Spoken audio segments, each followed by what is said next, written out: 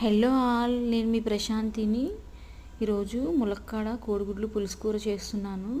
ఇది రైస్లోకి చాలా బాగుంటుంది.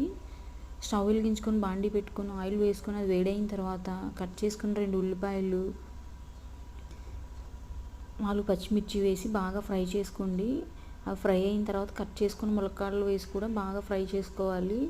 అది ఫ్రై అయిన తర్వాత కట్ చేసుకుని టమాటోలు కూడా వేసుకొని ఒక 2 నిమిషాలు మగ్గించుకోండి. టమాటో అనేది మగ్గిన తర్వాత తగినంత పసుపు, ఉప్పు, కారం వేసుకొని మరో 2 నిమిషాలు మగ్గించిన తర్వాత తగినన్ని వాటర్ పోసుకోండి. నేను ఇక్కడ చింతపండు గుజ్జు యూజ్ చేయడం వల్ల వాటర్ వేసి ముందుగా కుక్ చేసుకుంటున్నాను. ఉడికేటప్పుడు చిన్న బెల్లం ముక్క వేయండి పులుసు. మీరు డైరెక్ట్ చింతపండు రసం కూడా పోసుకొని కుక్ చేసుకోవచ్చు.